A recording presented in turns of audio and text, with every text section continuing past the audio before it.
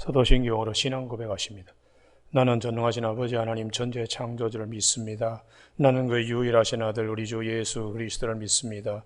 그는 성령으로 잉태되어 동정노 마리아에게서 나시고 본디오 빌라도에게 고난을 받아 십자가에 못 박혀 죽으시고 장사된 지 사흘 만에 죽은 자 가운데서 다시 살아나셨으며 하늘에 오르시어 전능하신 아버지 하나님 우편에 앉아 계시다가 거기로부터 살아있는 자와 죽은 자를 심판하러 오십니다.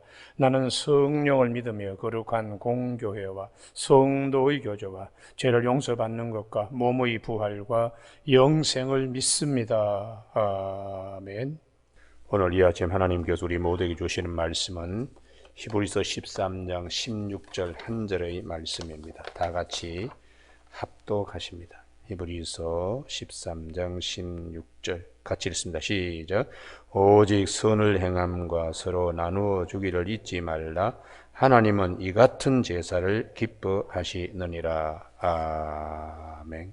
선행과 나눔이라는 제사라는 제목으로 말씀을 나누겠습니다. 성경은 끊임없이 선을 행하고 서로 나누어 주기를 잊어버리지 말라고 성경은 많이 말씀하십니다. 우리가 그 이스라엘에 바다가 두 개 있습니다. 하나는 갈릴리 바다고 하나는 염해, 사해라고 하죠. 두 바다가 다 바다인데 사해는 생물이 살지 않습니다. 그런데 갈릴리 바다는 아주 팔뚝만한 그런 베드로핏이라고 지금도 우리가 이스라엘 가면은 아주 식탁에 나오는 좋은 어종이기도 합니다. 엄청난 고기들이 많이 잡힙니다. 같은 바다인데 하나는 전혀 없는 것은 사해는 물을 받기만 하고 흘러보내고 나누어 주지 못합니다. 그렇다고 그 물이 다 고이는 것도 아니고 태양빛에 쬐어서 수분은 증발되고 소금기만 남습니다. 그런데 갈릴리 바다는 저 헬몬산에서부터 흘러내려오는 물을 받아서 쉼없이 흘러보내고 있기 때문에 갈릴리 바다는 살아있는 바다고, 또 예수님께서 이 갈릴리 바다 주변에서 많은 말씀을 하셨기 때문에 어떤 신학자는 이 갈릴리 바다를 제5복음서라고까지 말하는 것입니다. 우리가 그래서 오늘 본문 말씀 선행과 나눔, 이것도 제사다. 우리가 성소에서의에만 제사를 드리는 것이 아니고 어제 아침에 살펴본 대로 예수님께서는 성문 밖에서 하나님께 자기 자신을 드린 성문 밖 제사, 성소에서만 아니고 성문 밖으로까지 확장되는, 그래서 우리가 성소 제사만을 생각하면 율법적인 것이 될 수가 있습니다. 그러나 성문 밖까지 나아가는 하나님이 기뻐하시는 일은, 이것은 복음적인 그런 삶이 될 수가 있죠. 그래서 우리가 신약 성경의 누가복음 10장에 그 선한 사마리아인 비유가 있습니다. 거기에 제사장이나 레위인이 왜 강도 맞는 자 거의 죽게 되어가는 숨이 그냥 목에 겨우 붙어 있는 이 자를 왜 피하여들 갔을까? 이들은 율법만을 생각하기 때문입니다. 그래서 율법서에 보면은 그 민수기 19장 11절에 시체를 만지면 부정탄다. 일주일 동안에 격리되도록, 이 말씀들을 기억하기 때문에 죽어가는 사람, 괜히 가까이 갔다가 숨 끊어지면 시체 만지는 것이니까, 그래서 자비를 베풀 수가 없게 되는 것입니다. 그러나 선한 사마리아인은 그걸 뛰어넘어서 성문 밖 주님이 고난받으시고 당신 자신을 제물로 드린 것처럼 선한 사마리아인은 다가가서 그가 할 수 있는 모든 것을 다했습니다. 포도주로 기름으로 그에게, 또 가지고 있는 자기 옷을 찢어서 붕대로 감싸고, 자기가 타고 갈 나귀를 이 사람이 타도록 하고, 자기는 오히려 나귀를 모는 종처럼, 하인처럼 그렇게 해서 여관에 이르러서 밤새 끙끙거리고 아파서 그냥 죽어가는 그 자의 아주 편안한 친구로 밤새 말벗이 되어서 위로하고, 날이 새어서 그가 갈 길이 바쁠 때 여관 주인에게 부비가 더 들면 내가 돌아와서 다 결산할 것이라고, 하여튼 잘 해드리라고 이렇게 했던 인물이 있습니다. 우리는 이와 같은 자를 우리가 친구로 가지고 있는 예수 그리스도께서 이와 같이 선한 사마리아인으로 우리의 친구가 되어 오셔서 성소가 아니라 성문 밖에서 골고다 언덕에서 우리 모두의 죄를 사하여 주시고 천국 가는 길을 열어 주셨습니다. 그래서 우리 성경에 보면 이 나누어 주기를 참 좋아해라 이런 말씀을 많이 하시는 것은, 이게 내가 가지고 있는 것이 내 것이라고 생각하지 말라는 것이, 하나님이 나에게 맡겨주신 것이라는 생각을 해야지. 그래서 우리가 욥이 왜 중요한 신앙을 가질 수 있었는가? 내가 나올 때 벌거벗은 채로 적신으로 나왔다가 적신으로 돌아간다. 다 하나님이 주셔서 입게 하시고 재물도 맡겨주신 것이고 자녀들도 맡겨주신 것이라는 선한 청지기적 신앙을 가지고 있었기 때문입니다. 그래서 하나님께서 주신 자도 하나님이고 취하신 자도 하나님이기 때문에 찬송을 받으실 분이라고, 이게 이제 내 소유라고 생각하는 것이 아니라 하나님이 나에게 맡겨준 것이라고 생각을 하는 것입니다.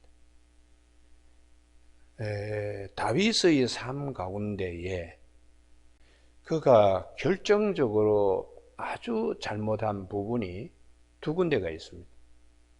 하나가 우리아의 저 밧세바를 범할 때, 그때 전쟁 중에 있었습니다. 또 하나가 사무엘상 제일 마지막 24장의 인구조사입니다. 그것도 전쟁과 관계되는 장정의 수를 세는 것이고 세수를 확보하기 위한 하나의 인구조사일 수도 있습니다. 왜 다윗이 그렇게 했는가? 이게 많은 군사가 하나님이 군사라고 생각하지 않고 내 소유라고 생각하는, 그래서 요압이 극구 반대했습니다. 이게 당신 군대요, 하나님의 군대인데 하나님이 말씀하실 때만 인구조사해야지. 이게 9개월 20일 동안에 다윗이 이것을 깨치지 못했어요. 내 소유가 아니라 하나님의 군대라고 하는 인식을 갖기까지 9개월 20일 동안에 인구조사를 밀어붙였습니다. 그러나 마음의 양심의 가책을 받아서 하나님 앞에 그가 무릎 꿇었을 때에 3일 온용으로 7만 명을 잃어버리면서 아라노 타작마당에서 회개했다고. 뭘 회개했는가? 내 소유라는 개념에서 이게 하나님의 것이구나. 그래서 다윗의 신앙의 가장 절정에 이른 것이 성전과 관계되는 것입니다. 성전에 하나님의 법궤가 모셔져야 되고, 또 예루살렘 성이, 또 하나님의 성전이 세워져야 되고, 그런데 그는 이 성전을 세우지는 못했지만 하나님이 손에 피를 많이 바르게 했기 때문에 아들 솔로몬에 의해서 성전을 짓게 하신다. 그럴 때에 다윗의 신앙 고백이 아주 중요합니다. 이게 다윗의 신앙 고백 전부라고 할 수가 있습니다. 역대상 29장 16절입니다. 이 정도 신앙 고백을 할 수 있는 인물이 많지 않습니다. 임금인데요. 뭐든지 할 수 있습니다. 그렇지만 역대상 29장 16절, 거기 16절 654면인데요. 우리 하나님 여호와여, 우리가 주의 거룩한 이름을 위하여 성전을 건축하려고 미리 저축한 이 모든 물건이 다 주의 손에서 왔사오니 다 주의 것이니이다. 할렐루야. 이게 다윗 신앙의 가장 높은 정점에서 나오는 것이, 이렇게 고백할 수 있는 것은 욕과 같습니다. 15절 그 위에 하나님 앞에서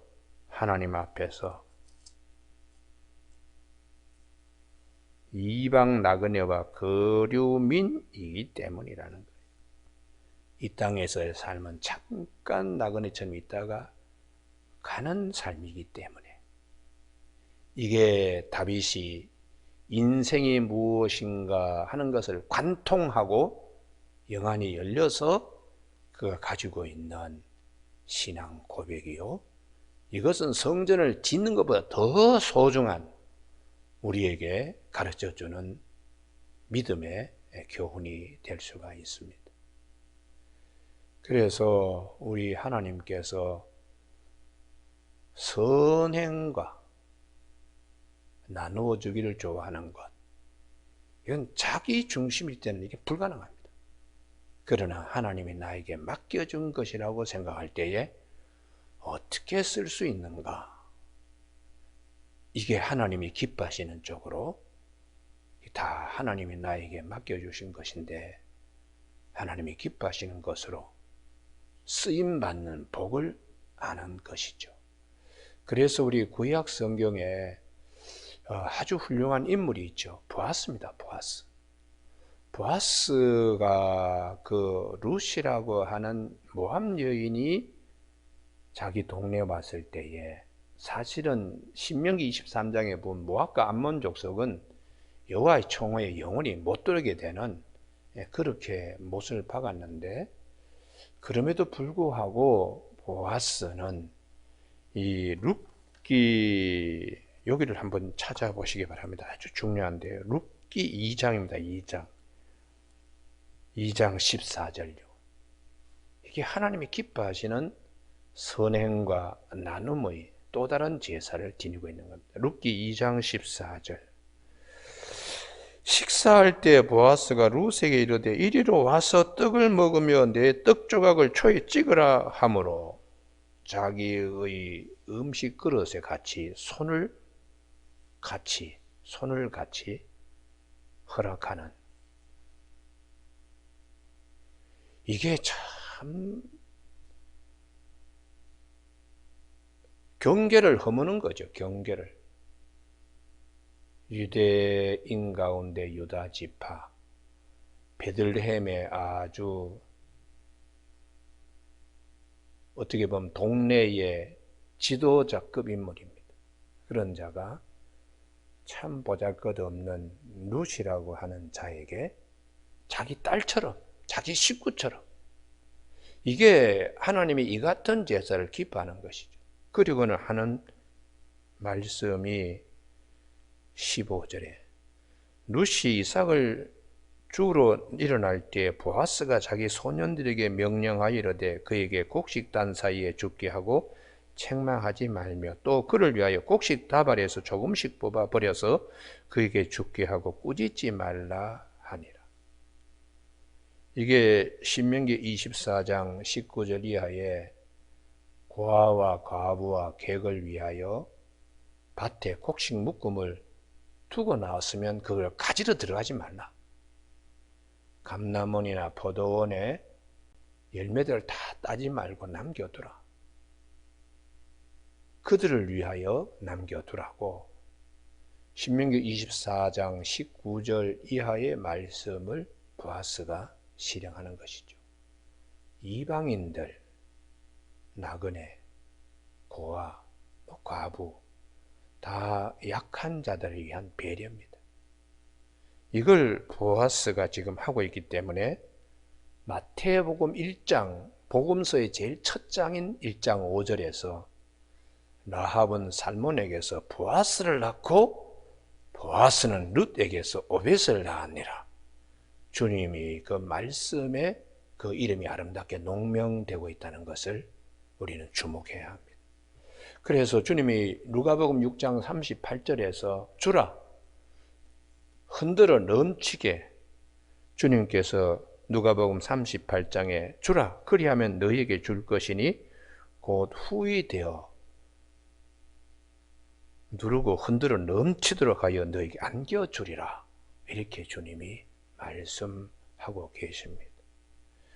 그래서 우리 삶 가운데에 항상 성경은 주라고 쓰임받는 축복, 축복의 통로가 되라고 많이 말씀하고 계시는데, 심지어 이제 집에서 부리던 종이 면제년이 되어 6년 봉사하고 7년째는 무조건 내보내는데, 그때 내보낼 때에 신명기 15장 13절에 빈손으로 가게 하지 말, 빈손으로. 양무리 중에서, 타작마당에서, 포도주 틀에서 그에게 후히 주라고. 이 후히 주라는 말은 안 하고 목에 걸어주고 또 걸어주라. 나중에 손에 쥐어주고 또 쥐어주고 거기에다가 목에 걸어주고 또 걸어주고 그렇게 하라고 말씀하시는 것은 곧 내 하나님 여호와께서 내게 복을 주신 대로 그에게 줄지니라. 이게 네 소유가 아니고 하나님이 너에게 맡겨준 것이니까 하나님이 기뻐하시는 쪽으로 손을 안으로 모으고 자기 것이 나가는 걸 싫어하는 그런 구두쇠 같은 자가 되지 말고 넉넉하고 인품 좋은 보아스와 같은 손을 펴는 자의 모습을 성경은 우리에게 말씀하고 있습니다. 그래서 우리가 살면서 사도 바울이 모든 것이 다 주로부터 왔습니다. 주로 말미암고 주에 의해서 이루어지고 또 주께 돌아갑니다. 주께 영광을 돌려야 됩니다 하고 로마서 11장 36절에서 말씀하고 있습니다. 모든 것이 다 주에게서 나오고 주로 말미암고 주에게 돌아간다고 이렇게 로마서 11장 36절에 선한 정직으로 하나님이 우리에게 이 땅에 나그네로 잠깐 있을 때에 맡겨진 것을 어떻게 써야 되나. 그래서 로마서 12장 1절에 하나님이 기뻐하시는 거룩한 산 제사를 내 제물로 내 몸을 드리라고. 이게 이제 오늘 히브리서 13장 16절에 선을 행함과 나누어 주기를, 서로 나누어 주기를 잊지 말라고 하는 말씀과 같습니다. 하나님은 이 같은 제사를 기뻐하시느니라. 성문 밖 주님의 제사와 같이 이렇게 삶 가운데에 예배만 강조할 게 아니고 예배 못지않게 생활을 예배화시키는, 그것도 이웃에게 내가 하나님 앞에서 축복의 통로로 쓰임받는. 그래서 사도 바울은 사도행전 20장 35절에서 예배소 지도자들을 불러놓고 하는 말이 자기 손을 이렇게 보여주면서 내가 이렇게 고생하면서 손마디마디마다 참 고생하면서 자비랑 목회를 했는데, 여러분도 예배소 모교회가 여러 지역의 작은 시골 교회 이런데 또 예루살렘 교회 이런데 좀 도와주는 교회가 됐으면 좋겠다. 그러니 이제 권면의 말에 사도행전 20장 35절에 주는 자가 받는 것보다 복이 있다는 주의 말씀을 기억하라고 그렇게 가르쳐주고 있습니다. 오늘 아침 우리 잠언 11장 24절에 흩어 구제하여도 더 부하게 되는 일이 있으니 과도히 아껴도 가난하게 될 뿐이라. 구제를 좋아하는 자는 풍족하여질 것이요 남을 윤택하게 하는 자는 자기도 윤택하게 된다고 그렇게 말씀하고 있습니다. 오늘 아침 우리 기도할 때에 주여 축복의 통로로 쓰임받게 하여 주시옵소서. 우리 귀한 그런 이제 말씀을 기억하며 살아야 하겠습니다. 국제적으로 지금 우크라이나 우리가 땅을 아침마다 저녁마다 뉴스 보면 가슴이 메어집니다. 우리 예전에 6.25 전쟁이 일어났을 때도 우리가 그와 같은 어려움을 겪었을 때에 많은 사람들이 선한 일로 우리에게 많이 구제를 했습니다. 대한민국이 이제는 그때의 빚을 갚을 때가 되고 갚을 때가 될 만큼 주요 선진국 가운데 하나로 우뚝 서게 되었습니다. 이게 무슨 뜻이 있는가? 하나님께서 우리를 열방의 제사장 나라와 같이 쓰임받는 통로로 우리나라가 이번에 기여하며 하나님을 기쁘시게 하는 나라가 되어야 되지 않을까 하는 생각을 하고 한국교회는 더더욱 이런 일에 앞장서야 될 것으로 판단됩니다. 이번 부활절 사순절 기간 가운데서 한국교회가 어떻게 하는가에 따라서 하나님은 참 기뻐하시는 한국교회로 쓰임받을 그런 귀한 축복들이 꼭 있어지길 아침에 소원합니다. 기도하시겠습니다. 하나님 아버지, 선을 행함과 또 서로 나누어 주기를 잊지 말라고 이 같은 제사를 하나님이 기뻐하시는 제사라고 말씀하셨는데 주는 것이 받는 것보다 복이 있는 축복의 통로로 우리가 다 쓰임받을 수 있도록 도와주시며 이 땅의 나그네 같은 삶 가운데 잠시 머뭅니다. 모든 것이 다 주님에게서 나오고 주로 인하여 그리고 주님께 영광 돌리는 귀한 것이 무엇인가를 잘 성찰할 수 있는 아침 되게 하여 주시기를 원하옵고 예수님 이름으로 기도드립니다. 아멘. 하늘에 계신 우리 아버지의 이름을 거룩하게 하시며 아버지의 나라가 오게 하시며 아버지의 뜻이 하늘에서와 같이 땅에서도 이루어지게 하소서. 오늘 우리에게 이루어질 양식을 주시며 우리가 우리에게 잘못한 사람을 용서하여 준 것 같이 우리 죄를 용서하여 주시고 우리를 시험에 빠지지 않게 하시고 악에서 구하소서. 나라와 권능과 영광이 영원히 아버지의 것입니다. 아멘.